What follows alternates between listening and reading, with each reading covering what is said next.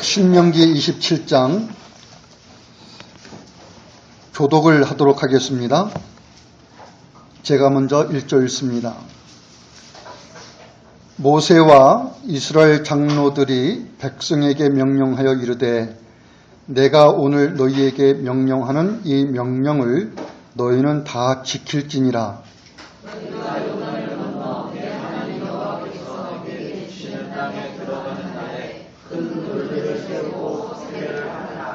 요단을 건넌 후에 이 율법의 모든 말씀을 그 위에 기록하라. 그리하면 네 하나님 여호와께서 내게 주시는 땅 곧 젖과 꿀이 흐르는 땅에 내가 들어가기를 네 조상들의 하나님 여호와께서 내게 말씀하신 대로 하리라.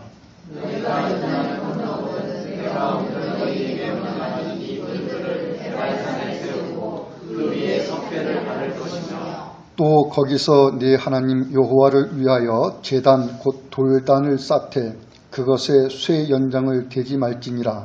너는 다듬지 않은 돌로 네 하나님 여호와의 제단을 쌓고 그 위에 네 하나님 여호와께 번제를 드릴 것이며 또 화목제를 드리고 거기에서 먹으며 네 하나님 여호와 앞에서 즐거워하라. 너는 이 율법의 모든 말씀을 그 돌들 위에 분명하고 정확하게 기록할지니라. 모세와 레위 제사장들이 온 이스라엘에게 말하여 이르되 이스라엘아 잠잠하여 들으라. 오늘 내가 네 하나님 여호와의 백성이 되었으니 그런즉 내 하나님 여호와의 말씀을 청종하여 내가 오늘 내게 명령하는 그 명령과 규례를 행할지니라. 모세가 그날 백성에게 명령하여 이르되 너희 시몬과 레위와 유다와 이스라엘과 요셉과 베냐민은 백성을 축복하기 위하여 분리신 자니고 르우벤과 갓과 아셀과 스불론과 단과 납달리는 저주하기 위하여 에발산에 서고 레위 사람은 큰 소리로 이스라엘 모든 사람에게 말하여 이르기를 장색의 손으로 조각하였거나 부어 만든 우상은 여호와께 가증하니 그것을 만들어 은밀히 세우는 자는 저주를 받을 것이라 할 것이요 모든 백성은 응답하여 말하되 아멘 할지니라. 그의 부모를 경홀히 여기는 자는 저주를 받을 것이라 할 것이요 모든 백성은 아멘 할지니라. 그의 이웃의 경계표를 옮기는 자는 저주를 받을 것이라 할 것이요 모든 백성은 아멘 할지니라. 맹인에게 길을 잃게 하는 자는 저주를 받을 것이라 할 것이요 모든 백성은 아멘 할지니라. 객이나 고아나 과부의 송사를 억울하게 하는 자는 저주를 받을 것이라 할 것이요 모든 백성은 아멘 할지니라. 그의 아버지의 아내와 동침하는 자는 그의 아버지의 하체를 드러냈으니 저주를 받을 것이라 할 것이요 모든 백성은 아멘 할지니라. 짐승과 교합하는 모든 자는 저주를 받을 것이라 할 것이요 모든 백성은 아멘 할지니라. 그의 자매 곧 그의 아버지의 딸이나 어머니의 딸과 동침하는 자는 저주를 받을 것이라 할 것이요 모든 백성은 아멘 할지니라. 장모와 동침하는 자는 저주를 받을 것이라 할 것이요 모든 백성은 아멘 할지니라. 그의 이웃을 암살하는 자는 저주를 받을 것이라 할 것이요 모든 백성은 아멘 할지니라. 무죄한 자를 죽이려고 뇌물을 받는 자는 저주를 받을 것이라 할 것이요 모든 백성은 아멘 할지니라. 이 율법의 말씀을 실행하지 아니하는 자는 저주를 받을 것이라 할 것이요 모든 백성은 아멘 할지니라. 아멘.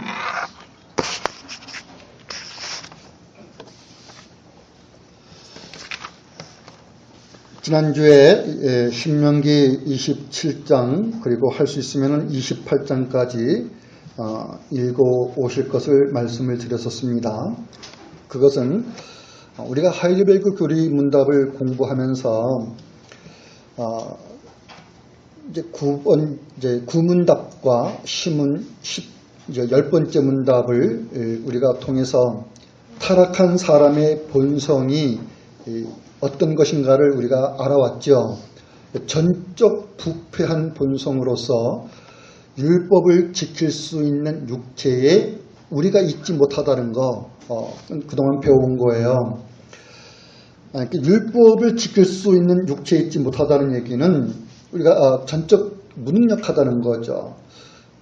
무엇에 있어서 전적 무능력하냐면은 선을 행하기에, 의를 행하기에, 또는 우리의 구원을 이루어가기에 전적 무능력하다라는 얘기가 됩니다. 그런데 이러한 죄에 있는 사람에 대해서 하나님은 뭐라고 말씀하냐면은 이 죄에 있는 사람은 이제와 영원히 저주를 받을 것이다 라고 하는 것을 말해오고 있는데, 이것을 하빌 교류문답에서 답했던 겁니다. 너희들은 이렇게 답하라 라고 말했던 겁니다. 그런데 그 내용 가운데 이런 얘기가 있었어요. 율법에 기록된 모든 말씀을 직접 행하지 않는 자는 저주를 받을지어다 라고 하는 내용이 있었습니다. 여기에 대해서 오늘 좀 설명을 드리려고 합니다. 거듭 말씀을 드리지만은 율법을 행할 수 없이 그 죄의 지배를 받는 육체에 있는 사람, 이들은 이제와 영원히 죽음의 형벌에 있습니다. 그런데 도대체 율법에 기록된 말씀을 지켜 행하지 않는다, 이런 사람은 저주를 받을 것이다 라고 말하고 있는 그 뜻이 뭔가라는 거죠. 어떤 의미에서 이런 말씀을 하셨을까라고 하는 것을 이해하려고 그러면은 우리가 지금 같이 읽었던 이 신명기 27장 그리고 28장까지 같이 봐야 되는 겁니다. 신명기 27장은요, 이스라엘 백성들이 이제 그 가나안 땅에 약속으로 주셨던 그 땅, 가나안 땅에 들어가기 위해서 이제 그 앞에 놓여 있는 거예요. 요단강을 건너서 가나안 땅으로 이제 이스라엘 백성이 진군하게 될 겁니다. 그들의 발로 땅을 밟을 거예요. 근데 이스라엘 백성이 가나안 땅을 밟을 것이 이미 아주 오래전에 예언되어 있었습니다. 누구를 통해서 예언되어 있었냐면은 아브라함을 통해서 예언이 되어 있었습니다. 창세기에 5장에서 하나님께서는 어떤 얘기를 하냐면은 아브라함을 통해서 하나님이 아들을 주실 것을 이야기하시고, 그 아들을 통해서 하늘의 뭇별들과 같이 수다하게 많을 것, 크게 번성할 것을 약속을 재차 확인시켜 주셔요. 이런 약속이 창세기 12장에서 이미 있었던 거예요. 아브라함에게 내가 너에게 지시하는 땅, 또는 너희가 내게 보여줄 땅으로 가라. 가면은 거기서 큰 민족을 이룰 것이다, 이런 얘기를 했던 거죠.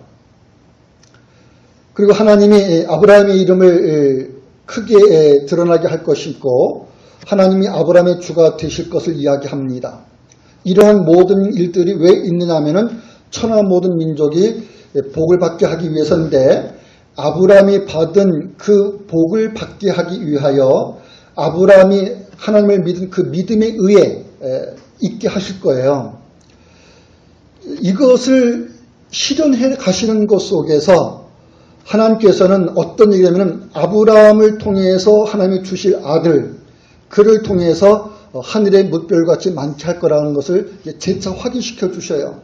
그리고 아브라함에게 약속했던 그 땅을 아브라함과 그의 후손들이 밟을 것인데, 아브라함이 지금 밟고 있어요. 근데 그의 후손들이 그걸 소유할 것, 차지할 것인데, 이게 얼마나 그 오랜 후에 있게 될 것이냐였을 때, 아브라함의 그 후손들이 애굽 땅에 들어가서 400년 동안 거기서 그들을 섬기다가, 그리고 4대 만에 나올 것을 이야기해 주셨습니다. 그때 4대라고 하는 것은 아브라함, 이삭, 야곱, 그리고 이스라엘을 지칭하는 겁니다. 우리가 말하는 10년 또는 30년 이렇게 한 세대를 말하는 것이 아니고, 아브라함, 이삭, 야곱, 그리고 이스라엘로 이어지는 거예요. 근데 그 이스라엘이 애굽에서 나와서 약속의 땅인 가나안 땅에 들어가게 될 겁니다. 근데 그것이 아직 아브라함이 아들이 없던 무자한 때에 주어진 거죠. 하나님께서 아브라함의 아내 그 사레 몸에서 그 태를 닫으시고, 그 태를 닫아 놓았기 때문에 사레는 여인으로서 어떤 여인이냐면 그 죽은 태에 있는 거예요. 살아있는 태에 있지 못하고 자녀를 생산하지 못하는 죽은 태에 있는 거. 이것이 하나님에 의해서 그렇게 죽은 태에 있는 겁니다. 그러나 하나님이 그러한 사례의 태를 열어서 이삭을 있게끔 할 거예요. 그러나 아직 창세기 15장에서는 아들이 없던 때입니다.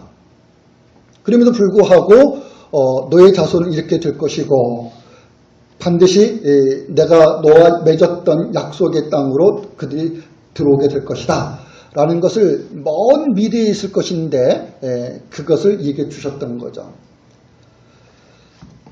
이스라엘 백성들이 출애굽해가지고 광야를 거쳐서 가나안 땅에 들어가는 것은 아브라함하고 맺은 그 약속을 하나님이 이루시는 거예요. 약속 그대로 행하시는 겁니다. 요단강을 건너게 되면은 너희는 이렇게 하라 라는 것을 이야기해 줍니다. 이유는 지금 요단을 건너서 약속으로 주신 땅을 밟게 될 이스라엘 백성, 이들은 어떤 사람이냐면 여호와신 하나님의 백성이 되었다라는 겁니다. 하나님의 통치를 받는, 하나님의 지배를 받는 하나님의 백성이 되었다라는 거예요. 그래서 하나님의 백성이 되었기 때문에 그 하나님의 그 통치를 받는, 지배를 받는 백성으로서 마땅히 어떤 자들이 될 것이면 하나님이 그들에게 말씀해 주시는 하나님의 그 율법의 말씀을 너희들이 지켜 행하라 이렇게 되는 거예요. 그러니까 율법을 행한다고 하는 것은 하나님의 백성으로서 마땅히 하나님의 그 통치를 받는 그런 내용이 있는 거죠. 그리고 하나님은 요단을 건너게 되면은 시므온, 레위, 유다, 이사갈, 요셉 그리고 베냐민 지파 이들은 세겜 남쪽이라는 곳에 있는 한 산, 그리신산인데 이곳에서 백성에게 축복하는 말을 선포하라, 선언하라 이렇게 얘기하고요. 또 남은 지파인 르벤, 갓, 아셀, 스불론, 단, 납달리 지파는 세겜에서 그 북쪽에 있는 산이 있는데 에발산이라고 부릅니다. 거기에 서서 백성에게 저주하는 말을 선포하라 이렇게 말합니다. 그때 한쪽에서는 축복을 선포하고 한쪽에서는 저주를 선포하게 해요. 그때 축복과 저주는 이게 서로 반대되는 거잖아요. 대립되어 있는 거잖아요. 무엇에 축복이 선포되고 무엇에 저주가 선포가 되냐면은 너희들이 나의 백성으로서 이스라엘 백성이 하나님의 백성으로서 마땅히 하나님께서 주시는 그 율법의 말씀을 따라 행할 것인데 그 하나님의 말씀을 너희들이 듣고 지켜 순종하면 하는 것이 되는 거예요. 지켜 순종하면은 이렇게 축복될 것이다.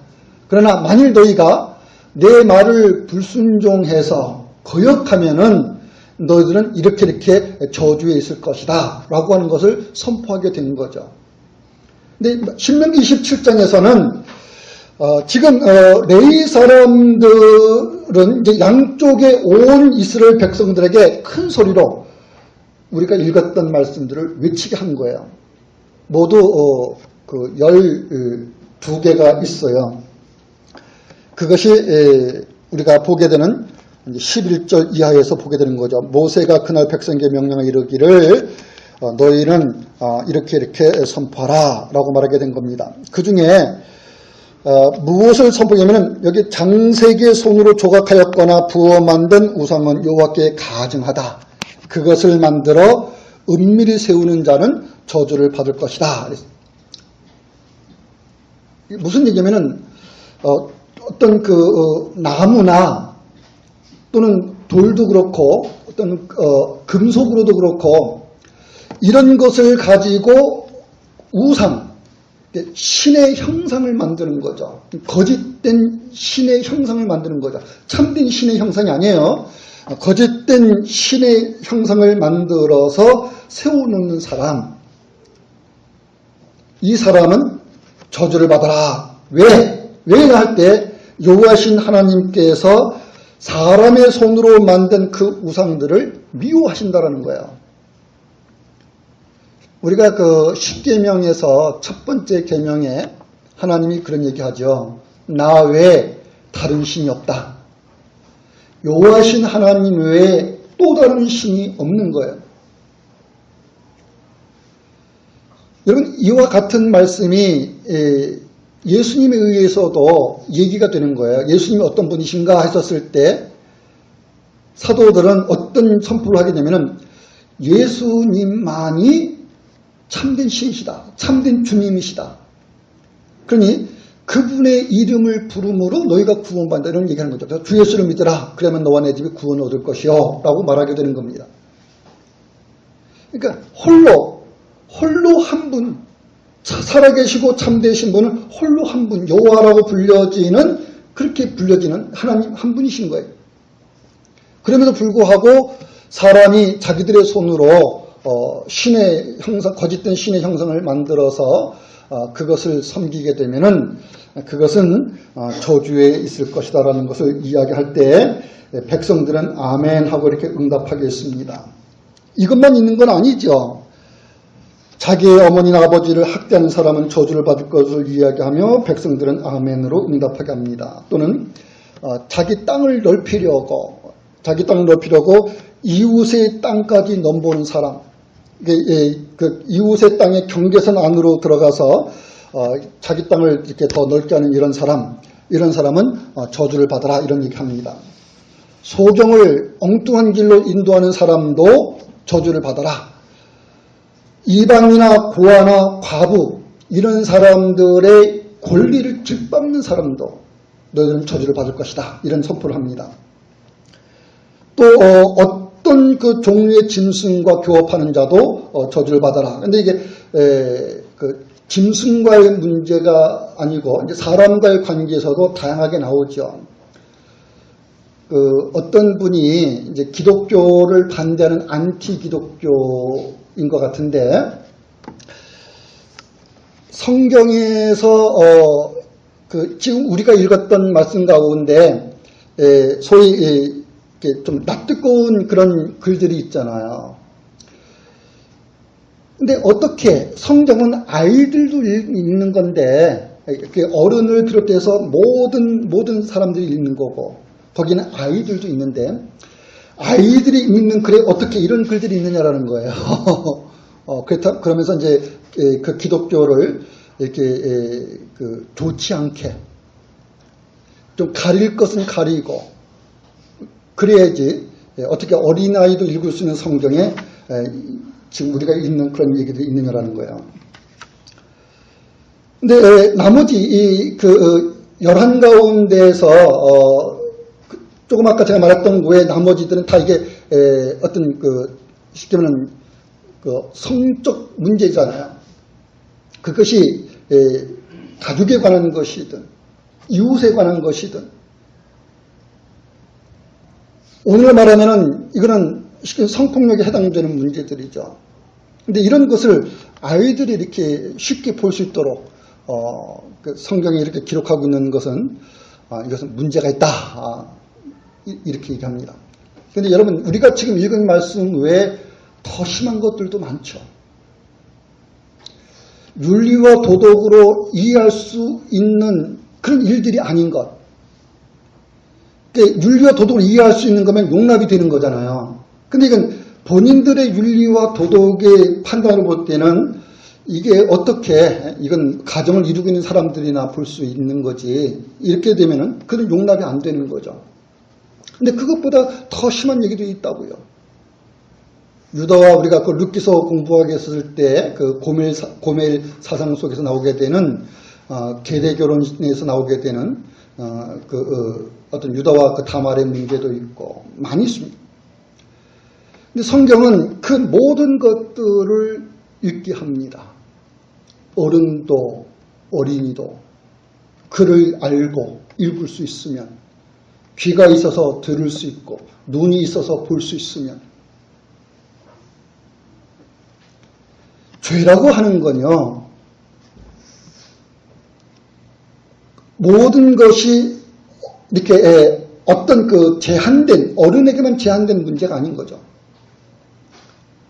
아이들도 끊임없이 듣고 끊임없이 보고 죄의 성격을 이해해 가야 되고 그런 문제들이 있는 건데 어쨌든 이제 안티 기독교인들은 이제 그러질 않고 어떻게 이런 걸 기록하냐라는 거예요. 뭐 짐승과 교합한다, 또 자기 아버지 아내와 동침한다, 친정 이복자와 어떤 동침한다, 장모 뭐 이웃 이런 거 다 나온단 말이죠. 근데 그것만 있는 건 아닙니다.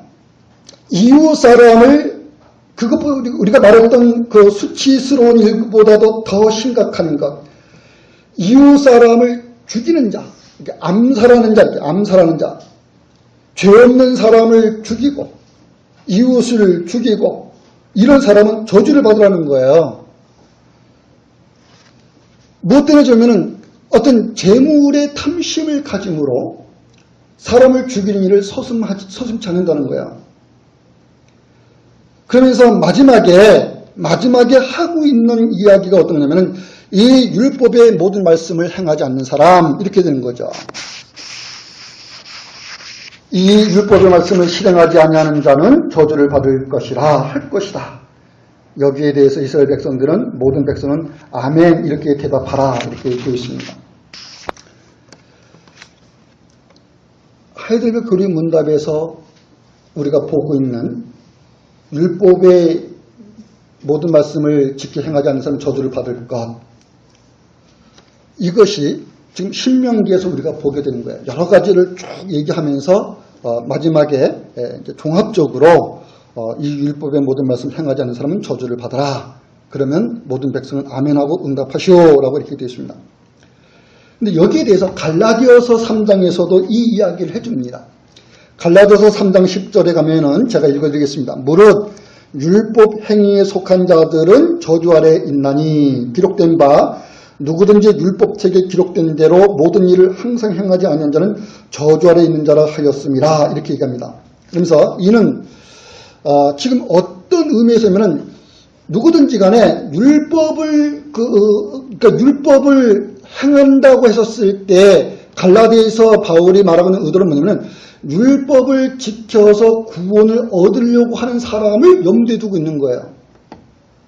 율법 행위에 속한 자들, 율법을 행함으로 구원을 얻으려고 하는 사람들, 이런 사람은 저주를 받을 거다라는 거죠. 무릇 율법 행위에 속했다는 말이 하나님께서 너는 이렇게 하거라 또는 이렇게 하지 말거라 라는 것에 대해서 분별력을 갖고 그래서 그 율법대로 행했는데 왜 저주를 받느냐, 그런 의도로 바울이 말하고 있는 것이 아닙니다. 무릇 율법 행위에 속했다라는 얘기는 율법을 구원을 얻는 하나의 수단으로 보게 되는 거죠. 방법으로. 즉 구원 얻는 행위가 되는 거예요. 그랬을 때 그렇게 율법을 지켜서 구원을 얻고자 하는 너희들은 하나님의 저주 아래 있을 것이다. 바울이 하는 의미는 그런 거예요. 성경이 여기에 대해서 우리가 신명기에서 보는 대로 명확하게 보는 거죠. 하나님의 율법책에 기록된 것을 하나라도 어기는 사람, 그 어떤 것 중에서 하나라도 어기는 사람은 저주를 받을 것이다. 여러분 그 성경에, 번역 성경에 로마가 아니고 천주교에서, 카톨릭 교회에서 쓰고 있는 성경책 공동 번역이라고 그래요. 개신교는 공동 번역을 안 보죠. 왜냐면 이건 카톨릭의 냄새가 난다고 그래가지고. 그러나 거기에 그 공동 번역이라고 해서 무조건 이렇게 무시할 그게 아닙니다. 할 수만 있으면 같이 잘 보면 좋지요. 근데 그 공동 번역에는 뭐라고 번역했냐면요, 이렇게 써요. 이 법을, 율법의 법을 어느 하나라도 실천하지 않고 짓밟는 자, 이런 사람에게는 저주가 있을 것이요. 그러니까 어느 하나라도 지키지 않는다라는 개념을 그 공동 번역에서는 뭐라고 하냐면은 율법을 짓밟는다. 어느 하나라도 짓밟는 자. 이렇게 하나님의 그 율법을 행하지 않는 사람은 저주를 받을 것이다가 말해주시고 있는 것이 뭐냐라고 하는 것을 우린 하이델베르그 교리문답을 통해서 이제 좀 더 구체적으로 배우게 되는 거예요. 11문답에서요 어떤 얘기를 했냐면요, 하나님은 정의로우시고 의로우시고 또한 자비롭다라는 얘기를 했었어요. 근데 이런 하나님의 권위에 대해서 도전하는 사람, 의로우시고 자비로우신 분이지만 그런 하나님을 도전하는, 하나님께 그 권위 도전, 즉 하나님의 권위 도전이라는 것은 하나님을 순종하지 않는다라는 거죠. 하나님 거역한다는 거예요. 대항한다라는 거예요. 이런 사람은 그들에게 무거운 처벌이 주어질 것인데 육신과 영혼의 영원한 형벌이 가해질 거다 이런 말이에요. 육신과 영혼을 이렇게 분리해서 말했어요. 그냥 우리는 이거 분리할 필요는 없고 그냥 하나로 묶으면 돼요. 누구든지 간에 하나님의 권위에 도전하는 것에 있는 사람은 무거운 형벌을 받을 것인데 이제와 영원히 죽음의 형벌에 있을 것 속에서 말해주고 있는 거죠. 여기에 대해서 하이델베르그 교리문답에서 앞서서는 어떤 얘기를 있었냐면은 하나님이 의로우시고 정의로우신 분이신데, 의로울 뿐만 아니라 정의로우신 분이신데 사람이 육체로 율법을 지킬 수 있지 않다. 즉 율법을 지킬 수 있는 육체 사람이 없다라는 것이 분명하다고 그러면은 어떻게 율법을 지킬 수 있을 것을 기대할 수 있냐라는 거죠. 기대할 수가 없는데 그에게 율법을 지켜 행하라라고 하는 명령이 주어지고 있다면은 하나님은 부당한 거 아니냐, 부당한 처사를 행하신 거 아니냐, 이렇게 그런 물음들이 앞에서 있었습니다. 하나님이 무자비하신 분 아니냐, 하나님이 자비로우신 분인데 무자비하다 이 말은 자비가 없다라는 거잖아요. 근데 여기서 이제 우리가 살펴보게 되는 거죠.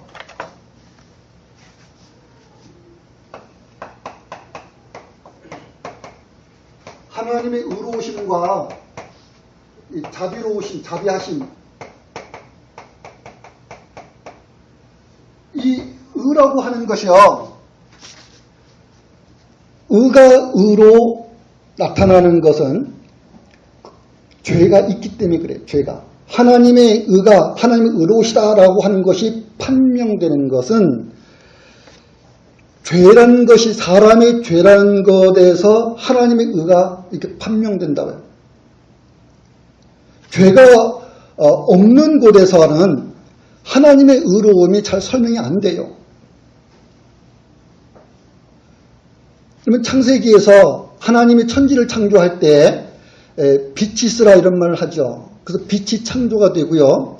해와 달과 광명체는 그 후에 됩니다. 그러니까 첫째 날은 빛이 있으라는 것이 있었고 네 번째 날에서 해와 달과 별의 광명체가 창조가 됩니다. 해는 발광체고 달과 별은 그 반사체죠. 그러나 사람이 볼 때는요, 달이 밝다 또는 별이 밝다. 달에서 빛을 보고 별에서 빛을 보고 해에서 비춤을 봐요. 발광체든 빛을 받아서 내는 것이든 간에 지금 빛이라고 하는 것이 처음 창조된 것은 첫 번째 날이에요. 이때 첫 번째 날의 빛을 근원적인 빛으로 말하는 근원적인 빛. 그러니까 가시적인, 눈으로 보여지는 이 가시적인 것, 광명체에 의해서 우리가 비춤을 받아요. 열이 발산되고, 태양이라는 것에서 그 열이 발산되고 그 열이 지구에 도달했을 때는 즉 빛으로 본다고. 근데 그 눈에 보여지는 그런 가시적인 빛 외에 근원적인 빛이 이미 존재한다는 거야. 근데 예수께서 자신이 세상에 오실 때의 모습을 세상의 빛을 비추는 것으로 이야기를 합니다. 세상의 빛을 비추는 빛이 왔다라고 말합니다. 근데 어두움이 그 빛을 영접하지 않는다래요. 빛을 받아들이지 않는다요. 빛을 받아들이지 않지만은 빛이 옴으로 인해서 어둠은 물러가게 됩니다. 빛이 없을 때에는요, 그냥 흑암.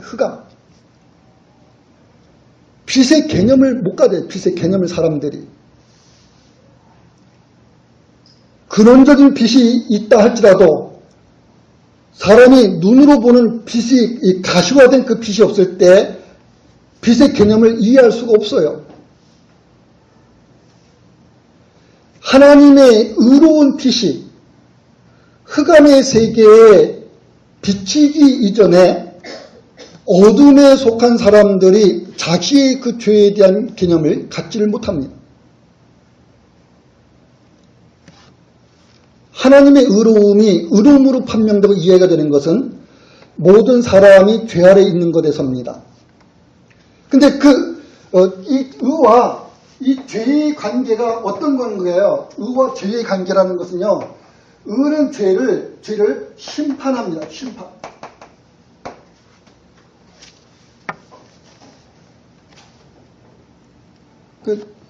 이런 얘기를 하는 거죠. 하나님이 의로우시다.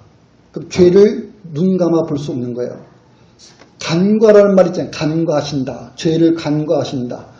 죄를 이렇게 지나쳐버리는, 하나님은 죄를 그렇게 지나칠 수 있는 분인가? 하나님의 의라고 하는 것이 사람의 죄에 대해서 이렇게 지나쳐버릴 수 있는 것인가라는 거예요. 넘어갈 수 있는 문제인가?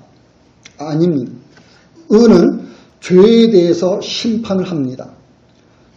의가 죄라고 하는 것이 있기 때문에 의라고 하는 것도 규명이 되는데, 이 의에 의해서 죄라고 하는 것이 또한 규명돼요.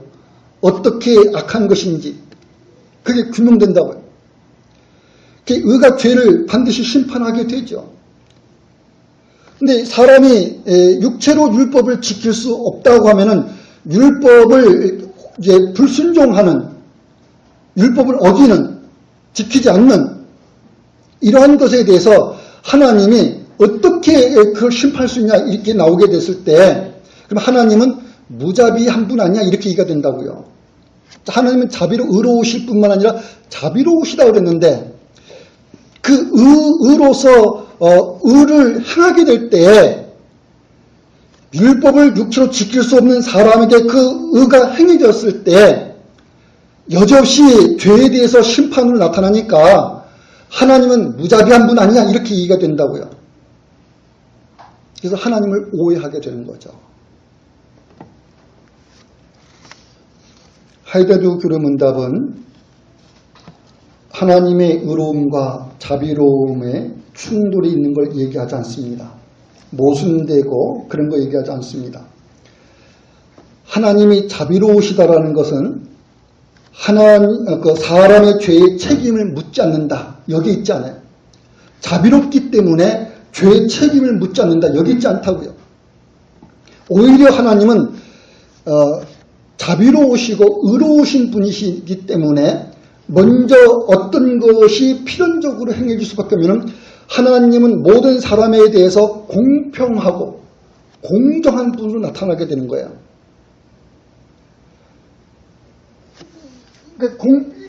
이 의라고 하는 것이, 의라고 하는 게 공평이라고 했었을 때 공평 또는 공정, 이게 모든 사람에게 똑같이 적용되는 거잖아요. 공평, 공정이라는 것은. 이 공이라는 것이 그렇잖아요. 그러면 이것이 1번이라는 사람과 2번 사람에게 똑같이 적용돼야 된다고요. 똑같이. 하나님의 의가 똑같이 행해져야 된다고요. 그럼 여기에서 어떻게 자비를 볼 수 있냐라는 거죠. 여러분, 율법에서요, 우리가 좀 다른 건 놔두고 간단한 것, 제일 먼저 우리가 앞에서 볼 수 있었던 것, 자, 부모 10계명 가운데서도 하는 얘기잖아요. 5계명에 내 부모를 공경하라. 너희 아버지나 너희 어머니를 잘 받들어서 보살펴라. 이게 지금 왜 명령되고 있나요? 이것이. 자식된 도리로서 마땅히 부모를 섬기라고 하고 있구나. 하나님의 당신을 섬기지 마라. 하나님만 섬기라는 말이잖아요. 모든 사람은 하나님이 만드신 창조물이니까, 그래서 그 하나님을 그 섬김에 있는 위치이니까 마땅히 창조물로서 창조주신 하나님을 섬기라고 하는 것이구나.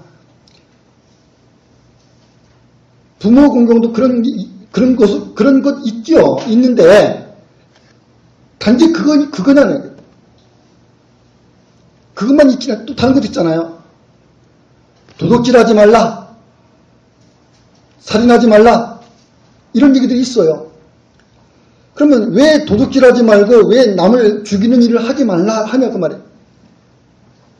어떻게 사람이 남의 물건을 훔치고 다른 사람을 해치는 일을 할 수 있을까? 그건 인간으로서 도리가 아니지. 이런 문제인가냐? 이런 문제에 한정된 거냐라는 거죠. 여러분, 율법에는 하나님의 의로우심과 자비하심이 둘 다 설명되고 있어요. 어떻게 해요? 이 의로우심은 죄에 대해서 반드시 심판해야 됩니다. 반드시. 그러니까 죄에 대해서 책임을 묻고 죄의 대가를 치르게 하는 거죠. 근데 여기에 왜 내 부모를 공경하라 이런 얘기도 나오고, 도둑질하지 말라 이런 얘기도 나오고, 살인하지 말라 이런 얘기도 나오고, 또 간음하지 말라 이런 얘기도 나오냐는 거예요. 거짓 증거하지 말라는 얘기도 나오고, 내 이웃을 탐하지 말라. 거기 이웃을 탐하지 말라는, 십계명에서 이웃을 탐하지 말라는 것은 내 아내나 남의 아내나 또 여종이나 남종이나 누구를 막론하고 탐하지 말라는 거예요. 또 사람만 아니고 그 집에 속하는 소유물, 재산이죠. 소, 나귀. 옛날에는 가축들이 재산이잖아요. 지금은 다른 것도 재산이 있잖아요. 유가증권도 재산일 수도 있고, 여러 가지가 있을 수 있겠죠. 옛날에는 직접 기르는 가축들이 재산 목록이라고요. 근데 그런 소, 나귀를 탐하지 마라. 그거 왜 어떤 것이든지 간에 남의 물건을 탐하지 마라 라는 것이 있는 거예요. 왜 그랬을까라는 거예요. 그것은 나쁘니까. 나쁘니까 심판하죠. 나쁘니까. 근데 그 심판하는 것에는 뭐가 설명되면 하나님의 자비하심이 있는 거예요. 예를 들어서 얘가 십계명에서 내 부모를 공경하라 했었을 때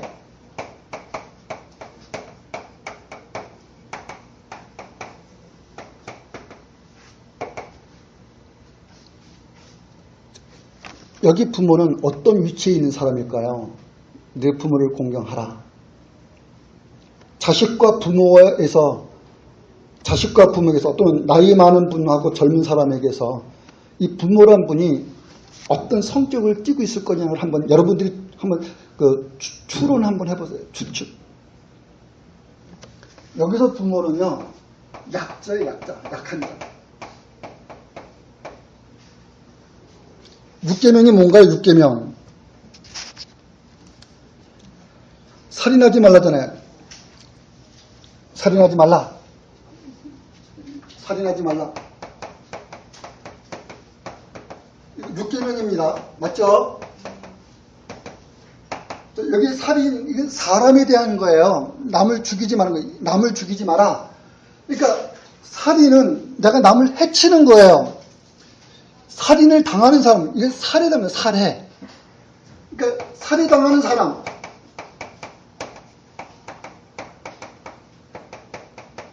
신명에서는 남을 암살하는 사람 이런 거 나오잖아요. 남을 죽인다. 뭐 때문에? 죽이는 것에서는 항상 그 죽이는 것에 대한 문제성이 있죠. 뇌물을 받으려고 남을 죽이려고 하는 사람, 그 사람도 살인자예요. 뇌물을 바치지 않으려는 것 때문에 살인을 당하는 것, 살해를 당하는 것. 여기서 이 살해를 당하는 사람은, 이 사람은 약자입니다. 약자. 약한 자입니다.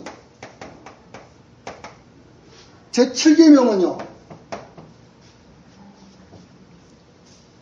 너희는 가늠하지 말라 했었을 때 당하는 사람은요. 약자라고, 약자. 도둑질하지 말라 했는데 팔점에서 도둑질을 하지 말라고 하는 그 도둑질을 당하는 사람, 약자입니다.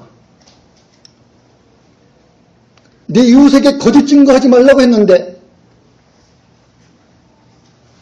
온갖 거짓으로 피해를 당하는 사람, 이거 약자입니다. 내 이웃을 탐하지 말라고 그랬는데 빼앗김을 당하는 사람, 그게 자기 아내든 남종이든 여종이든 소든 낙이든 어떤 재산이든지 간에 빼앗김을 당하는 사람, 약자입니다. 약자. 율법이 왜 주어져 있습니까? 왜 이런 명령이 행해지고 있습니까? 행해지고 있다는 얘기는 율법이 주어지기 전에, 모세를 통해서 십계명이 주어지기 이전에 이런 것에 이스라엘 백성들이 있다는 얘기예요? 없다는 얘기예요? 있다는 얘기라고, 있다는 얘기. 율법이 주어지기 이전에, 율법이 주어질 수밖에 없는 이유, 그게 이스라엘 속에서 행해지고 있는 거라고요.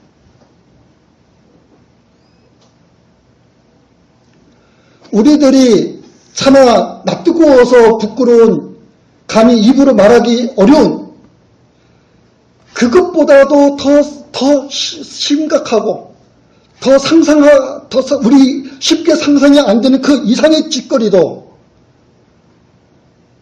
이스라엘 속에서 행해지는 거예요.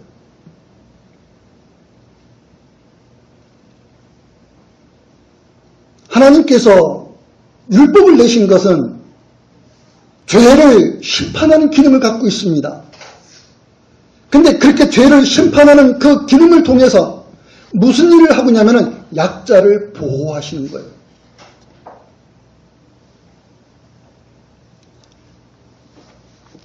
모세의 율법에는 그래서 약자 보호법이라는 게 있어요.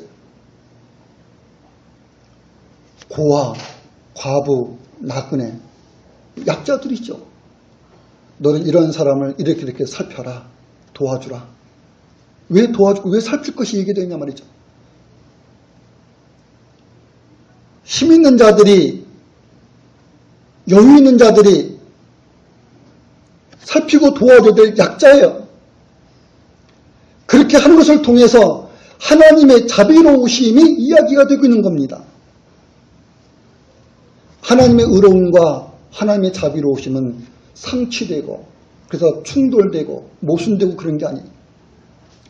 의로우신 하나님이신데 하나님이 무자비하시냐? 아니에요. 그 의로우심이 행해지는 것을 통해서 하나님의 자비로우심을 드러내 주시고 있는 겁니다. 율법은 하나님의 존재를 드러내는 거예요. 율법이라는 것은 이 하나님의 존재를 드러내는 거예요. 온 세상에 하나님은 이러시다. 하나님은 이렇게 의로우시고 하나님 이렇게 자비로우시다. 라는 것을 드러내주고 있는 거라고요.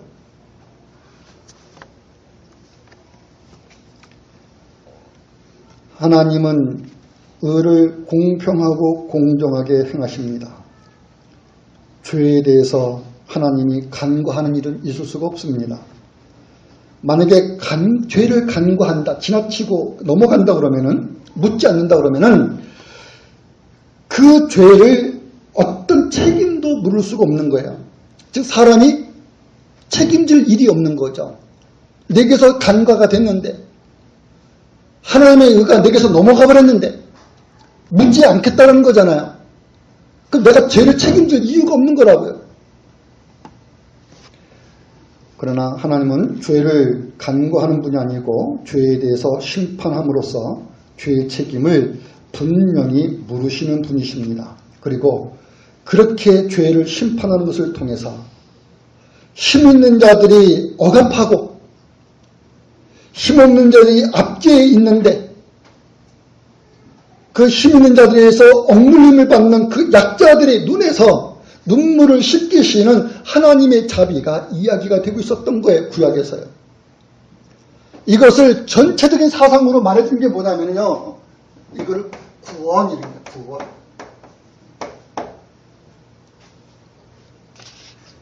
구원인데 구원이 되기 위해서는 여러분 동전 10원 이런 자리 바꿔서 되는 게 아니고요. 구속사건이 있다. 구속사건. 누가 카페에 질문했어요. 구원과 구속의 차이가 뭐냐. 어떤 의미를 갖고 성경적 의미가 뭐냐. 구원이라는 것은 하나님께서 자기 백성을 그들의 죄로부터 저희들의 죄로부터 구원하신다라는 거죠. 그러니까 죄에서 이렇게 건져주시는 개념.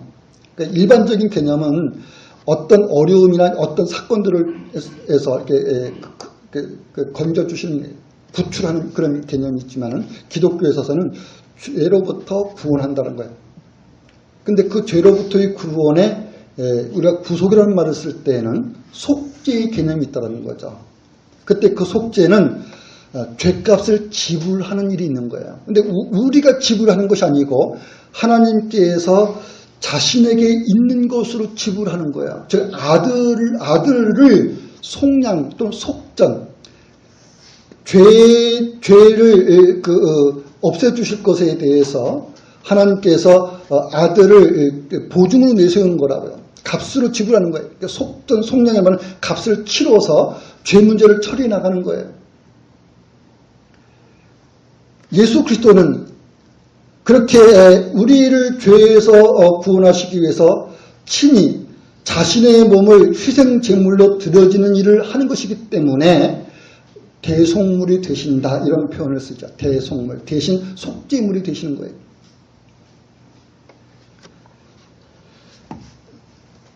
율법에서는요 하나님의 자비로우심이 얘기가 돼요. 그 자비로우심을 쭉 따라가게 되면은 한 단어와 만나게 되는 거예요. 그게 구원이요 구속입니다.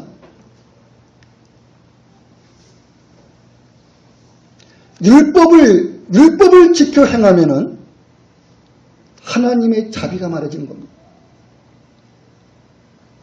저 사람이 참 효도하고 있구나. 그 사람의 그 효의 가능성, 어떤 효성 이런 것이 말해지는 것이 아니라 그에게 나타나진 그 일을 통해서 하나님이 약한 자를 돌보시는 그 하나님의 그 사랑 이게 이해가 되고 있다고요. 근데 단지 약한 자만 돌보는 거냐 그 말 약한 자를 약하기 때문에 거기는 그 약한 자에 대한 구원의 개념이 있다라는 거죠. 약한 자에 대한 구원. 약한 자를 돌보신 하나님의 구원이 이해가 되고 있는 거라고요. 그러니까 있는 자의 여유와 힘 있는 자의 그 힘에서 사람이 말해지는 게 아니고 하나님이 말씀되고 있고 하나님의 나라가 얘기가 되고 있는 겁니다.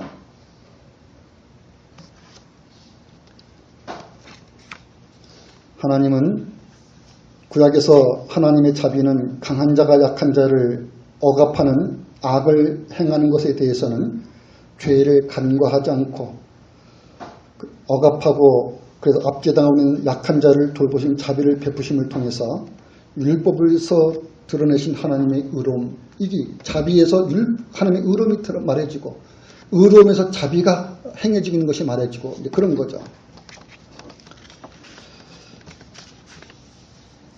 하나님께서 이스라엘 백성에게 선언했어요. 너희들은 이렇게 하라. 그렇지 않으면 저주를 받을 것이다. 여러분이 율법을 행했을 때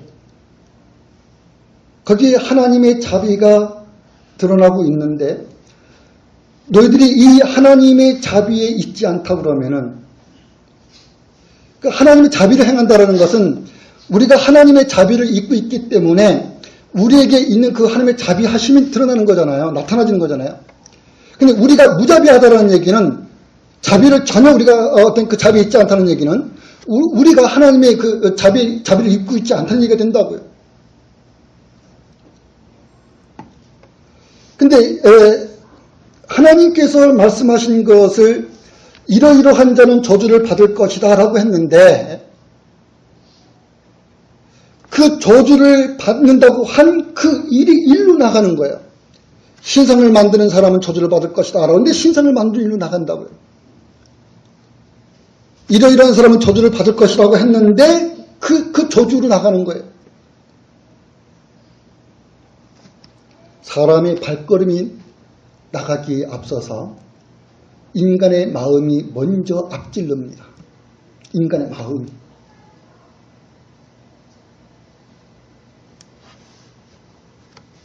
모든 율법에서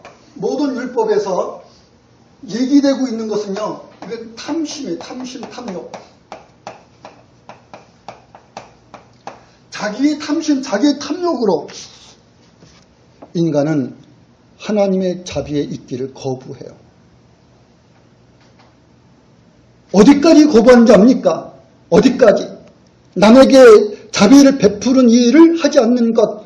여기에 그들이 머무는 것이 아니라 우리 자신에게 베풀어지는 하나님의 자비를 우리 스스로 거부한다고요. 그게 뭔가요? 그리스도를 배척하는 겁니다. 그리스도를 받아들이지, 하나님의 구원을, 이 구원의 자비를 받아들이지 않는 거라고요.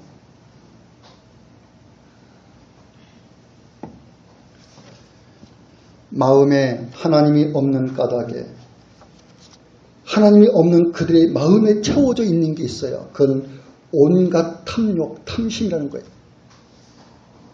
이건 내가 채워넣어서 채워진 게 아니고 사람이 그 타락한 그 마음의 부패한 본성이 그런 거예요. 부패한 본성.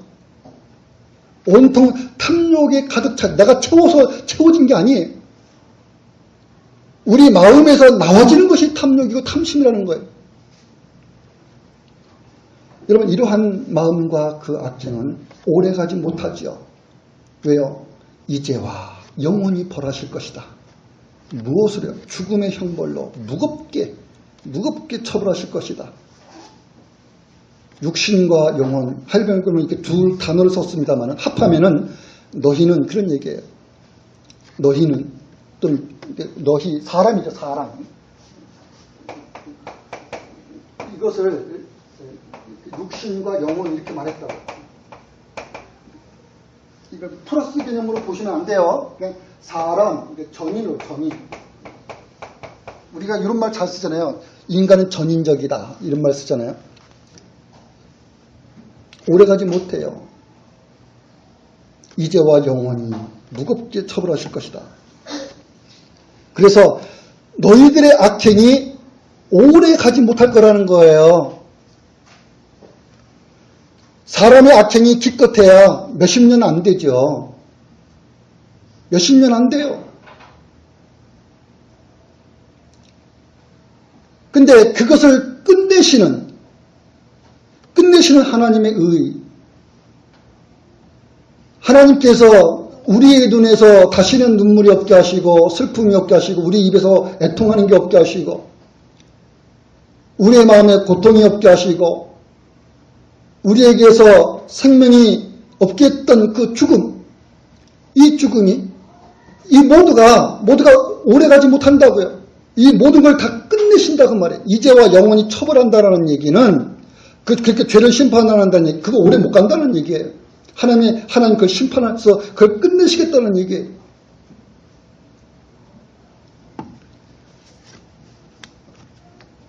모든 것이 쓸데없도록 하나님이 그렇게 처리하실 겁니다. 이렇게 하나님은 의로우신 분이시며 그 모든 것이 끝나는 그날, 그 인자가 오심으로, 주께서 다시 오심으로 그 모든 것이 끝날 텐데 그 모든 것이 끝나는 그날 그들에게 있는 건 뭔가요? 애통 대신의 기쁨입니다. 그들에게서 고통스러운 것 대신에 이제는 고통의 문제가 아니라고요. 하나님께서 희락으로 말씀해주는 그게 자리 잡을 겁니다. 죽음이 쓸데없게 하신 것 대신에 그렇게 쓸데없게 하신 그 일로 말미암아 영원히 생명이 자리 잡습니다. 이 모든 것을 해와 달과 별이 쓸데없는 것, 쓸데없게 하실 것, 그러나 하나님께서 그 모든 것이 바랬던 빛이 되실 것, 그것을 영원으로 말해요. 영원으로. 하나님의 의로우심에는 그렇게 하나님의 자비로우심이 얘기가 되고 있는 거예요. 우리는 죄를 미워하시는 하나님의 의로움과 함께 하나님의 자비로움을 날마다 입고 있습니다. 예수 그리스도를 내세워서 우리에게 내세워서 죄에 대해서는 날마다 죽은 자가 되게 하시고, 이 날마다 우리를 죽은 자가 되게 한다는 이게 없으면은 우리가 이 살아있는 동안 늘 고통이죠. 그러나 날마다 죽은 자가 되게 하신다. 죄에 대해서 어떻게 해요? 십자가에 우리 대신 달려서 못 박혀 죽음을 당하신, 그래서 하나님의 저주를 받으신 예수 그리스도와 연합하여 그 예수님의 죽음과 내가 하나가 되게 함으로, 예수님의 죽으심과 내가 하나가 됨으로, 또 오늘 우리가 하나가 됨으로 죄에 대해서 우리가 죽은 자가 되게 하실 것, 이 은혜를 여러분들이 날마다 입고 있다고요. 하나님의 저주 아래 있는 그분의 죽으심에 여러분의 저주스러운 죽음이 있게 하실 것에서 여러분은 하나님의 의로우심을 보게 됩니다. 그리고 그러한 여러분의 죄를 용서하여서 다시는 정죄와 심판에 있지 않게 함으로 죄로부터의 구원에 있게 하시는 하나님의 자비를 여러분이 입고 있는 겁니다.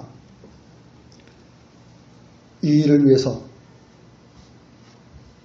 어떤 얘기를 하시냐면 요한복음에서 아들을 통해서 너희들을 다시 살리실 것이다. 하나님께서 보내신 아들을 통해서 너희들을 반드시 다시 살리실 것이다. 이런 약속을 주시고 있는 거예요. 결론적으로 여러분에게 좀 말씀을 드리면은 하나님의 의로우심으로 땅에서 맺힌 저주에 있는 여러분에게서는 저주를 끝내셨습니다. 이 저주 문제 가지고 여러분 씨름하지 마세요. 하나님의 자비로우심으로 하늘에서 오는 복을 여러분들은 그 복에 다함이 없는, 즉 복이라는 것은 끝맺짐이 없는 거죠. 저주는 끝맺짐이 있어요. 하나님께서 여러분에게 끝내시는 일이 있다고요. 그러나 하나님께서 여러분에게 복을 내리시면 이건 다함이 없는 걸로 표현되어 줄 수 있는 거예요. 영원히 복이 있다는 말로 이해가 되는 거죠. 그것이 뭐냐? 그게 우리가 함께하고 있는 이 교회다라는 거예요. 교회다. 그리고 바울은 이것을 하늘의 신령한 복으로 얘기하는 거죠. 교회라는 것을요. 기도하겠습니다.